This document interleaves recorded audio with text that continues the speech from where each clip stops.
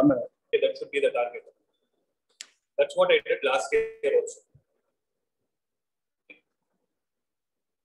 So let me read out the units name that we have. The first one is relations and functions. This you have learned last year.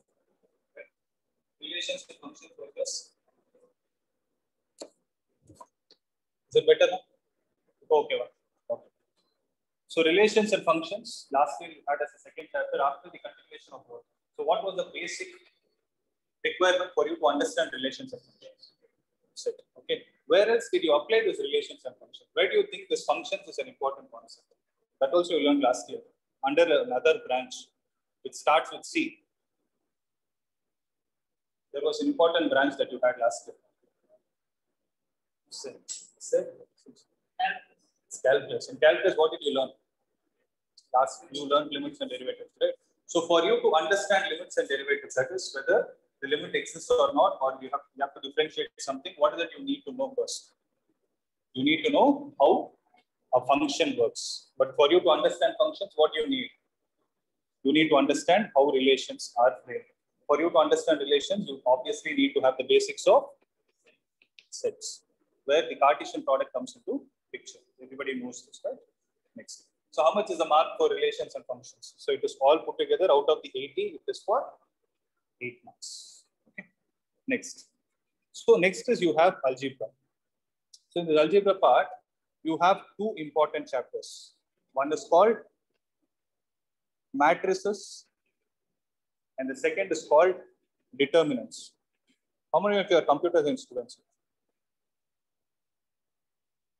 You all are computer science students, right? So you would have learned about arrays. So it's nothing but arrays is a programmable way of writing these matrices. It's nothing but arrangement of numbers. That's what. Matrix is the singular, matrices is the plural. Okay. Then you have something called as determinants. Since everybody is a physics student, you have already used this determinants. You have learned cross product. Yes. In cross product, when I give you 2 vectors, 2i cap plus 3j cap plus 4k cap, cross 3i cap plus k cap. How do you find the cross product of it? You draw 2 lines like this. You have learned it or not? You write it as I. You write it something like this: ijk 2 3 4 3 1 1. Did you guys do this? Yes or no? Plus minus plus, especially in rotation mechanics, you would have learned. No. This method of solving something is what is called as determinants. Here also, if you see, it is a sequential arrangement of numbers. The horizontals are called as rows and the verticals are called as columns, obviously, right? So when you do an operation, mathematical operation with respect to this kind of an arrangement, we call it as determinants. If I put a square bracket like this, then it becomes a matrix. That's the only thing. But this is going to give you a number. A matrix is an arrangement. That we will see at that point. So in algebra, the main concepts that we are going to discuss are matrices and determinants. All put together is 10 marks, and trust me, it is very easy. It's nothing. It is like playing with numbers. That's it. Okay, it's that easy. Okay, and importantly, as I told you, relations and functions the base for which branch? Calculus, right? So here also you have calculus. It is an extension of what you have learned last year. What was the only concept you learned last year in calculus? Just a minute, I'll switch this off. Tell me how it is. This is better. Not much difference here. Okay. So in calculus, you learned limits and derivatives. No. In your physics, in the first few chapters, you would have learned some mathematics, which would have actually scared you at that point of time. What was it? Differentiation and you had something else. Calculus, you use it to integrals, right? So all those things fall under calculus. Though last year, what you would have done, you would have learned it as a formula and you would have applied in some part of physics. So I would have explained like definite and indefinite integrals, but it will not get into your mind. In this year, you will learn it in depth. That is the only difference. Okay. So if you see the maximum weightage in your math is for calculus. And most of the students actually have a problem. I'll tell you, this will also exist. Most of them have problem with calculus only because they don't understand functions properly. So I'm repeating it again and again.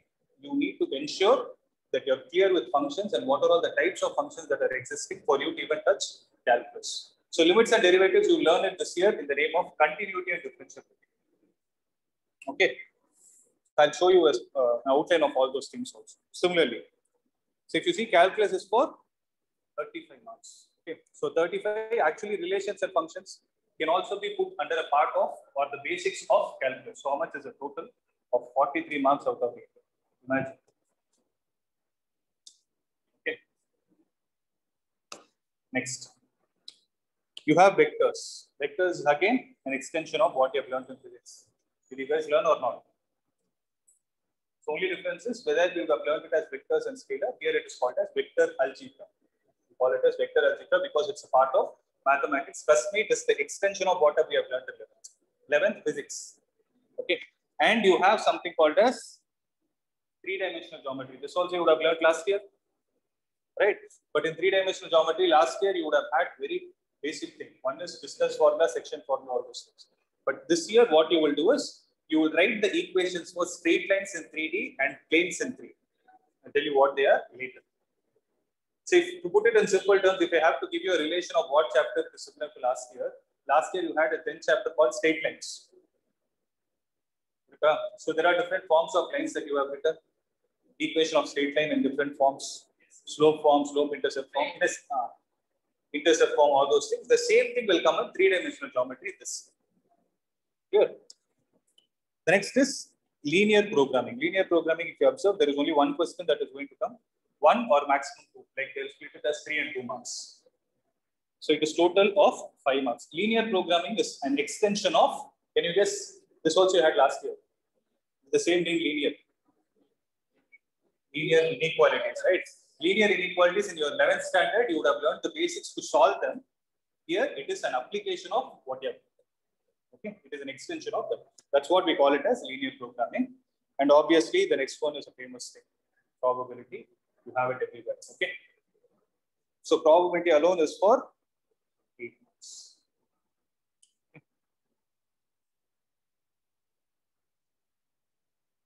So as I told you, see, math alone, I will go in a slightly different way in the sense, I'll start with relations and functions. Then I'll not go to the matrices and determinants part because it is easy. I want to ensure the toughest parts are completed first. So as soon as I complete relations and functions, I'll step into calculus. I want to ensure that those 43 marks are clear for you guys. Then I will go to the matrices and determinants parts and the remaining part of the syllabus. Okay, that is the process which I'm going to follow. Okay. So first, I'm going to start with relations and functions. Okay.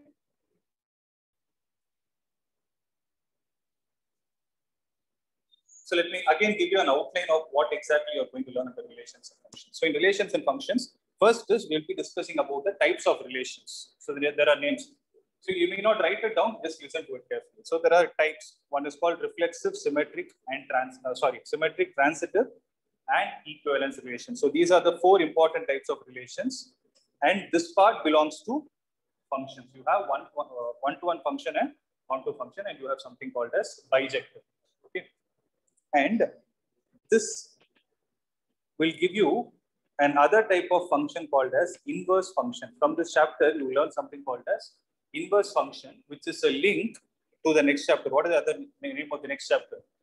This one, we didn't see it in the unit. So relations and functions, there are 2 chapters. What are they? Relations and functions and inverse trigonometric functions. As the name is suggesting, this part you have learned last year, 3rd chapter, trigonometric functions. Here, what we will do is we will learn the inverse of it. Let me give you a simple example of what an inverse trigonometric function is. So everybody is physics student, right? Obviously science student. See, suppose you're solving a problem from projectile motion. Okay. I'm giving you range and all those things. I'm giving you range, initial velocity, all those things. And you're going to apply the formula. Let's say I'm giving the range as 2 kilometers, u is 5 meters per second, something like that. Okay, you're going to apply the formula R is equal to u square sine 2 theta divided by g. Now I'm asking you to find out what should be the angle of projection for which the range is going to be 2 kilometers when the projectile is thrown with a velocity of how much value? 5 meters per second. So obviously, what are you going to do there? You will substitute everything. So once you substitute everything, what is going to be the unknown that you are going to be left out with? You will have sine 2 theta is equal to, you will get some numerical value. For example, If I get sine 2 theta is equal to half and ask you what is the value of theta, what will you say?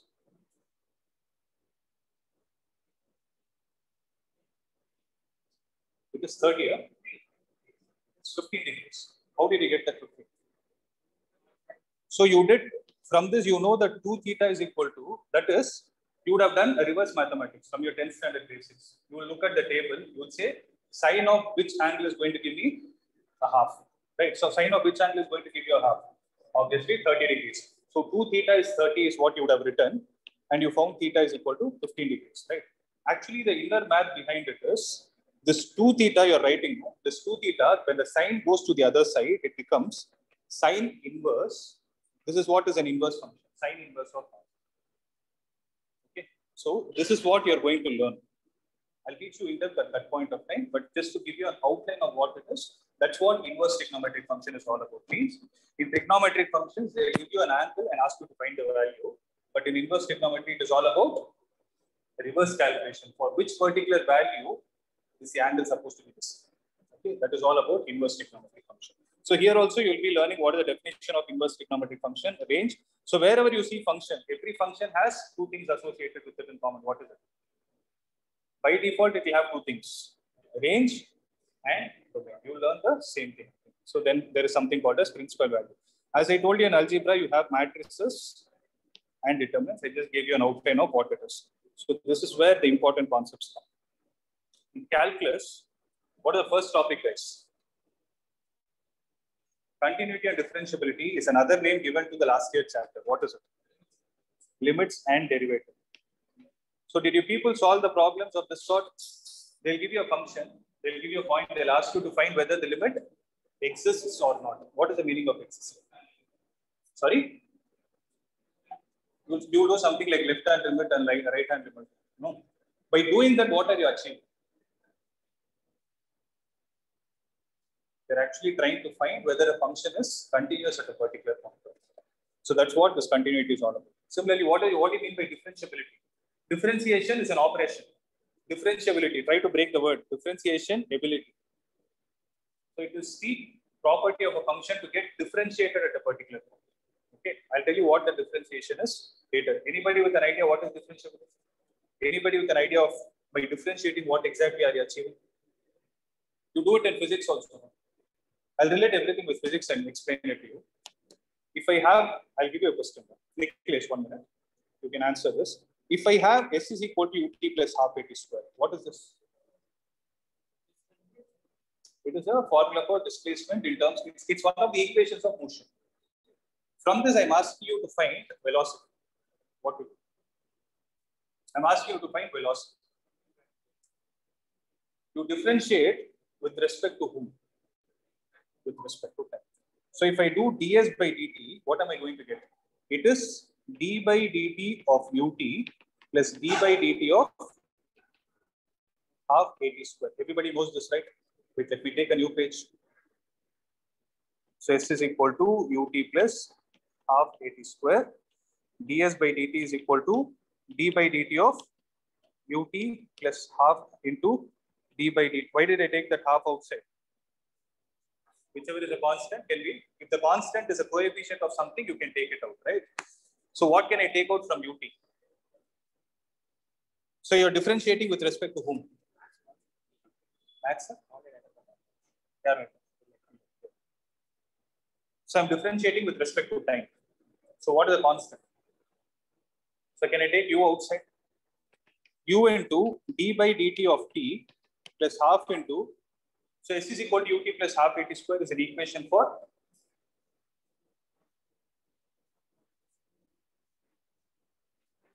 displacement under what condition? Constant acceleration. So constant, you use a word, I can take a outside, d by dt of t square. So u into derivative of time is derivative of time with respect to time. 1 plus a by 2 into derivative of 2t. Sorry, derivative of t square. 2t. 2 and 2 will get cancelled. ds by dt is b. This is not a famous equation. B is equal to u plus dt. That is the mathematics part. By doing this, what are you achieving? In terms of physics, you are achieving the velocity. In terms of mathematics, you will be achieving something called as slope. You have learned the word slope? Where? So, every straight line in this world will have something called as slope. Okay. So here, differentiation is actually done to find the slope. Please make a note of that point. Why? If somebody asks you, why do we differentiate? What will you say? To find the slope of the curve. To find the slope of the curve at a given point.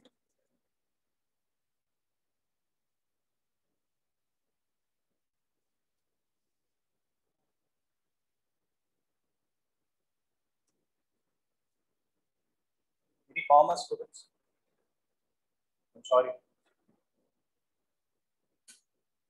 You will understand all this.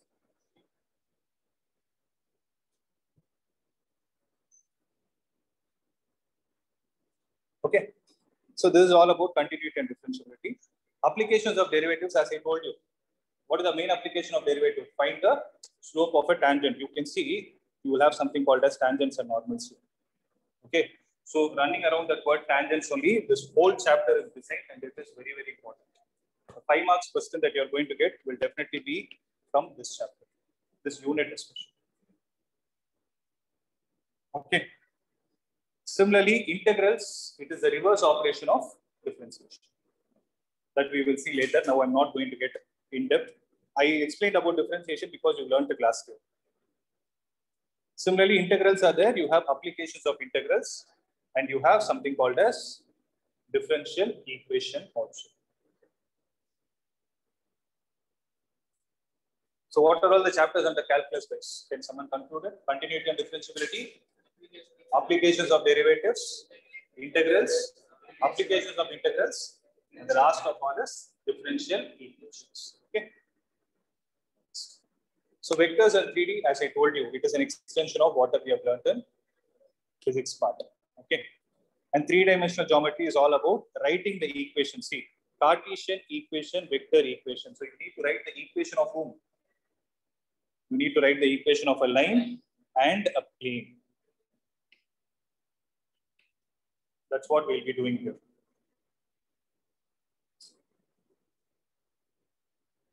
Linear programming is obviously extension of linear inequalities, and probability is also an extension of what we have learned last year. So this is the outline.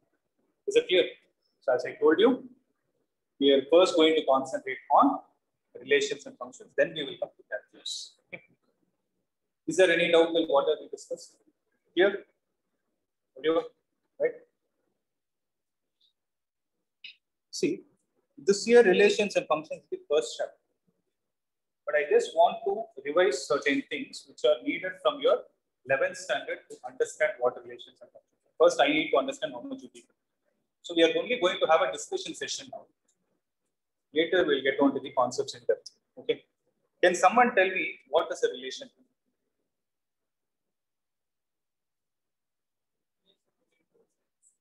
Relation between two sets or the elements of two sets. Relation between the elements of two sets. Okay. So how are you going to frame them? So how do you mathematically write all those things? So if you have set, so how many sets are minimum required for you to frame a relation? The minimum number of sets that are required. 2. Okay. Where you have one set A and one set B. Let's put it in very simple term. I'm not using the word domain, range, and all those things. If I take the first set A, can I call that as the input set? Whatever set I'm writing on the left hand side, can I call it as an input set A? I have another set B. So what do these sets have inside? They have the elements associated. So A1, A2, so on till AN. B1, B2, so on till, let's say Bn. These many number of elements are there. Then what can I do for that particular operation to be called as a relation? You'll find something which starts with the name O. You write something called as ordered pair. So what do you mean by ordered pair? If you talk about an ordered pair in terms of coordinate geometry, what does it represent? If I give you a point, if I say this point has to be represented on a graph sheet, then what is the meaning of this? So if you, yes, it is the x coordinate and y coordinate. So I will perceive with a different perspective. So if I take this as the origin, I can say this point is at a distance of 2 units from there. 2 units from, correct? So it is at 2 units from y-axis and 1 unit from x-axis. So if I walk 2 units along the x-axis and 1 unit along the y-axis, I will be able to reach a point called as 2, 1. This is what you're trying to speak in terms of a Cartesian coordinate. If I give a name as Cartesian product, what will you be able to say? This is actually coming from where? If I represent this 2, 1, if I ask you to put it in the set, where will you put the 2 and where, which set will you put the 2 and which set will you put 1? 2 is put in the set A and 1 is put in the set B. What is the meaning of this? So an element 2 from which set? An element 2 from set A is related to an element B in set 1. If you write it in this kind of a format, we give a technical name to it called as an ordered pair, but we have already learned it in a different format. So why do you think this is an ordered pair important for us? What is the achievement? What are you going to do with it? It is mainly for us to understand a graphical representation of something, because I'm repeating one word again and again. It is functions, but functions comes from relation. Relation comes from ordered pairs. Ordered pair comes from Cartesian product. So let's do a reverse analysis of it. So functions is derived from where? I'll put it in a reverse. Okay, I'll write from right to left. So if I need to understand what a function is, I need to understand what a relation is. If I need to understand what a relation is, I need to understand ordered pairs. If I need to understand an ordered pair, I need to understand Cartesian product. So Cartesian product is an operation which is done between the elements of 2 sets, which we call the, where you call the first set as the domain and the second set as the codomain. Don't call it as range. Okay.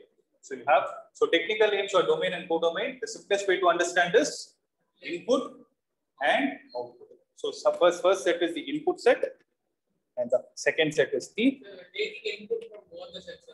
You cannot take it. The meaning of it is you will always drop a function like this. You will draw a relation like this and you will write it as f of x. But meaning in another, since you asked, I want to tell this. If I give you a relation like this, y is equal to x by 2. Y is equal to x by 2 is the relation I'm giving. So it's a relation between which two parameters? X and y. Where when you draw a graph, what you take on the horizontal? You take the x and y axis, obviously y. So what is the other name for it? Technical name is abscissa ordinate. Other way to look at it is x axis is independent axis, y axis is y. Because you are trying to write y in terms of x. Now check whether this point 2, 1 is satisfying the given equation. Check whether 2, 1 is satisfying the given equation. So I can say 2, 1 is one of the points on this. Is 2, 1 the only point on it? What else can I think of? 4, 2 means if I give the input as 4, the output is going to come as 1. That is why I call this as input and output. Within the set, 2 is from this. Clear up? So this is the first basic point. Okay. Now, can someone tell me what is this Cartesian product of? When I talk about Cartesian product of two sets, you have the definition in front of you. Look at that and tell me what it means. So, for me to define Cartesian product of two sets, what is the first requirement I need to have? I need to have two sets, and how are those two sets supposed to be? Can they be empty?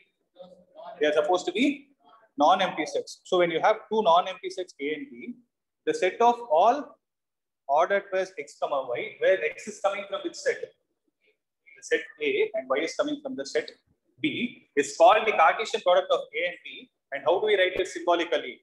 A cross B is equal to, so what is the name of this form, guys? Correct. It's called as the set builder form. So A cross B is equal to x comma y such that the line stands for such that x is coming from the set A and y is coming from the set B. I hope everybody No stress, right? So let's take a simple example. A is equal to 1, 2, 3, B is equal to 4, 5. If I ask you to write A cross B, how many elements are you going to get? How many ordered pairs are you going to get rather? So it is 6. How did you know that? Even before you write, how do you know it is 6? Number of elements in A into the number of elements in set. Okay. So you're going to have 6 elements. So when you write, you need to ensure you have 6 elements such that how many inputs will be there, how many common inputs will be there, and how many common outputs will be there. You will have 3 common inputs. 1. So 1 is an input for 2 ordered pairs. 2 is an input for other 2 ordered pairs. And 3 is an input for the remaining 2 ordered pairs. And how many outputs did you get? 4, 5. So 4 is one of the elements of 3 ordered pairs, and 5 is an element of the other 3 ordered pairs. So that is how we need to perceive it. Okay. So if I write B cross A, what will happen? Obviously, you're trying to change something. What are you doing? You're trying to change the input and the output. Okay. When you write B cross A, always the first set that you are writing should always be the input set, and the second set which you are writing should always be the output set. So if I have to connect it to the inverse trigonometric function, if I call A cross B as the output of a trigonometric function, B cross A can be called as the output of inverse trigonometric function. Are you guys able to understand? So that is the way we can relate it. So your last year concept can be extended. Okay. So the other things, you know, if you have 2 ordered pairs, again treat them like Cartesian coordinates. Okay. If you have 2 ordered pairs, they are said to be equal if and only if the corresponding input elements are the same and the corresponding output elements are the same. That is, the first elements are equal and the second elements are also equal. That is a known fact. Okay. Third, you people already told it. The number of elements in set A is P and the number of elements in set P is Q. The number of ordered pairs possible, P into Q. Don't write this P. 23. Okay. So then you have something called as ordered triplet. Okay. If I have to say ordered pair is for a 2-dimensional plane, ordered triplet will be for a 3-dimensional plane because it has 3 coordinates, right? So in this year, in 12th standard, what you're going to do is I showed you 4 types of relations. Now, what were they? Did anyone make a note of it? I told not to make note. Somebody say. Reflexive, symmetric, transitive, and equivalence, right? So when you're trying to understand the different types of relations, last year what happened is they gave you 2 sets where you can find the relation. Whereas this year what you will do is all those types of relations that are there, they are defined from the same set to the same set. If you observe the order triplet, it is not A cross B cross C. What is it? It is A cross A cross A, means all the 3 elements of the order triplet belong to whom? Belong to the same set A. There are no 2 sets. Means, is it possible for you to write an ordered pair from the same set? Yes. Okay, the ordered pair from the set 2 itself is what we call it as ordered triplet. So please have this point in your mind. So what they will do in 12th standard is every relation will be defined like this. A relation from set A, they say that's it. Whereas here, a relation from a non-empty set A to B is what is defined. That is in your 11th standard, only to introduce the basic to you. But if you ask a question in a point, what is important?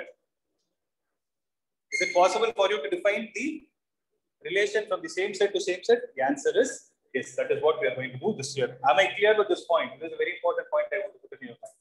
Am I clear? Okay. Guys on the other side. Am I clear?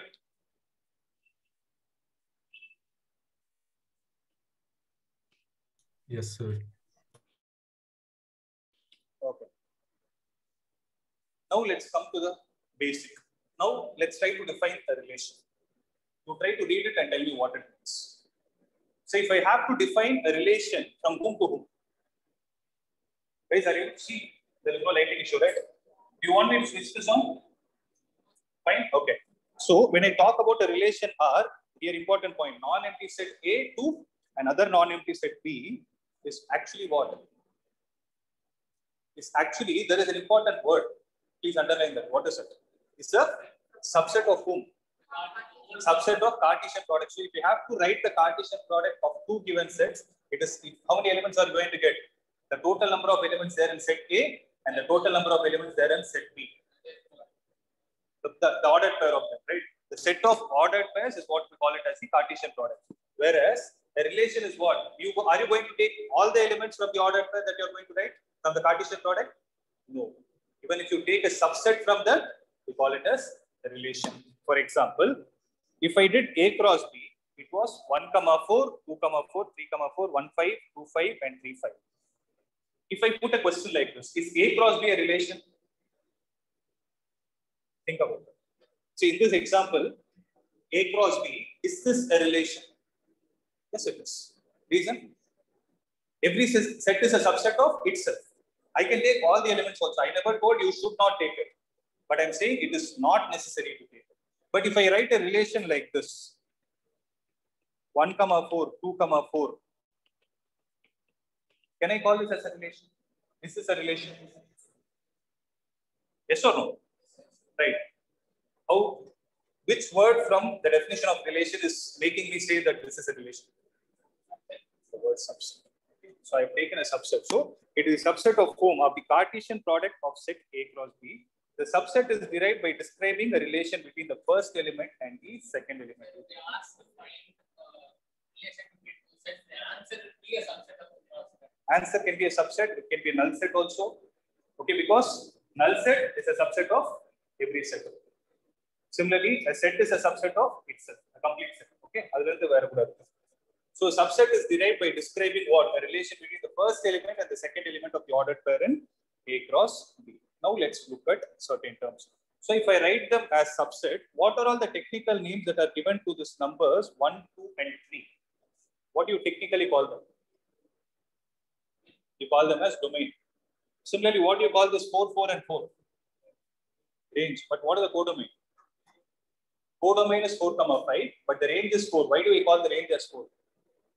Because all the output elements that are being utilized from the set B is what we call it as range. I hope everybody is clear with domain, codomain, and range. So have this point in your mind. Okay. So set of all the first elements in the relation R, we call it as domain, and the set of all the second elements is what we call it as images, and that set is what is called as the range of the given relation R. Clear? So example, you people tell me that R is equal to 1, 2, minus 2, 3, half, and 3 is a relation. They told it's a relation. You have to accept it. Then what is the domain of this relation? The first elements 1, minus 2, and half. So range is 2 and 3. So what form did you write the range? It's a roster form. When you write it in that form, what are you not supposed to do? So 3 is appearing twice. But when you write something in the roster form, you need to ensure you write it only once. That is why you wrote it as, though you have 3 elements. Am I clear? So let's discuss this point also.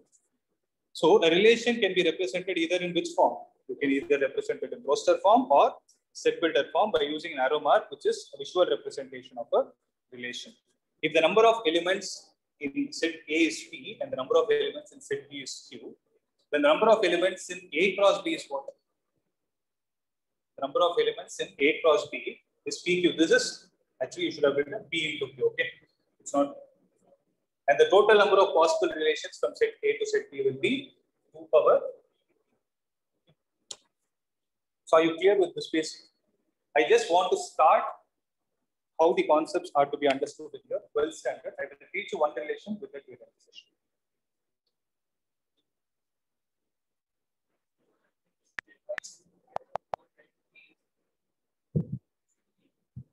So PQ means many people will write 22 here, 3 will write plus 23.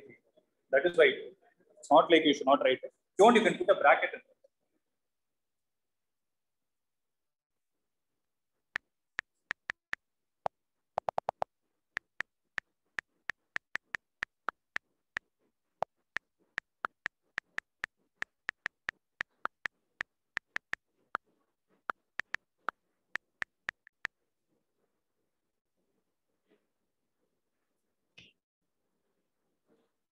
So this is your first step. Right. So what is the difference I told you between your 12th and 11th and 12th? Here, when you try to define a relation, what are you going to do? So, shall I see? First part is about the introduction of relations. Is everyone clear with it? Is there any point you want me to repeat? Clear? So, when I talk about the types of relations, look at the way it is defined. No? So, definition 1 is if I have to define a relation R in what? So how was it given here? In your 11th, how was it given? A relation R from a non-empty set A to another non-empty set B. But here, a relation R in set A means the elements of set A are used as both input and the output. That is the meaning of a relation in set A is called as an empty relation if no element of set A is related to itself. Okay. If no element of A is related to any element of itself, then we call it as an empty relation. So how do you write it? R is equal to. So what is the symbol? The symbol is phi. It's a Greek letter. It's called as a null set in terms of mathematics. Null set A cross A. Here we are trying to talk about relation. Relation when on a do you need a set or the Cartesian product? So since you're talking about relation, what do you need? You need A cross. Okay. Guys, don't worry, I'm just giving you an introduction. I'll discuss in detail again. Don't worry. I just want to see. Then when can I call this as a universal relation? Even before you look at the definition, you people think. So a relation R in whom? Relation R in how many sets?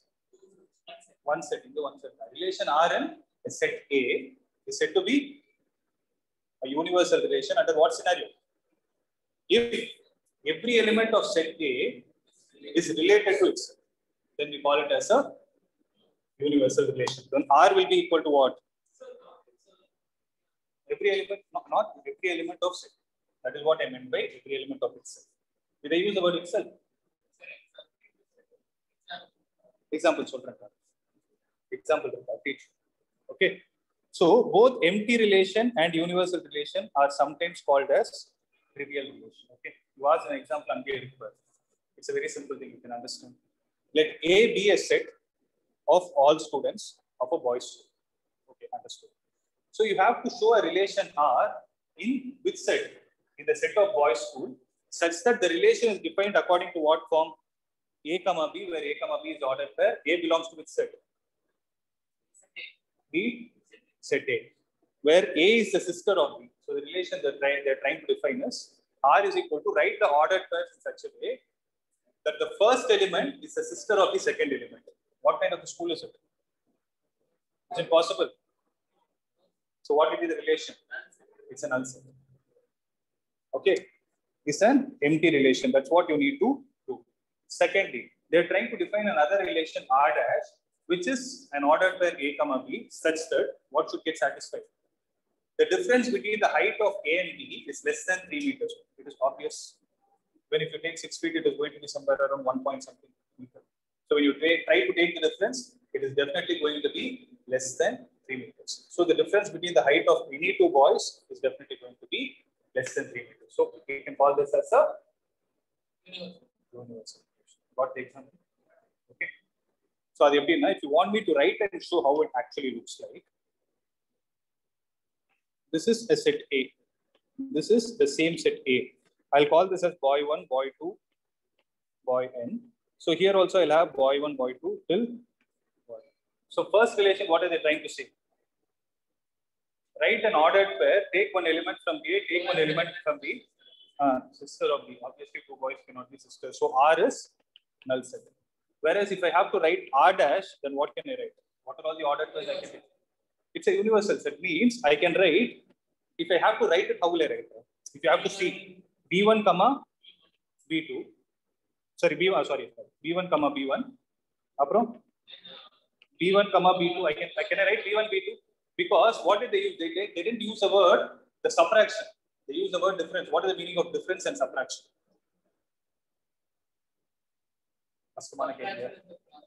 1 minus 2 is how much? Minus 1. That is subtraction. But the difference is 1. When they ask you about difference, you will tell the positive one. Okay, they told the difference between 2 points. So when I say B1 comma B1, the difference between B1 and the height of B1 and B1 is 0. It is less than 3 meters, satisfied. The difference between B1 and B2 is obviously less than 3 meters, satisfied. So like that, if you try to write any combination, you are going to get every particular ordered pair in the relation. call it as universe. It's a simple thing, okay? What's the time? Okay. Good thought. Are you guys tired? The place looks so tired. No. Okay. I'll not take much time. So with this, I'll stop. Okay. Any other doubt, guys? Don't worry about this. I will teach in depth. I just wanted to have an interactive session. It was good. This is what I'm expecting. You guys have to interact whether it is right or wrong. I don't worry about it. Okay. Speak as much as possible.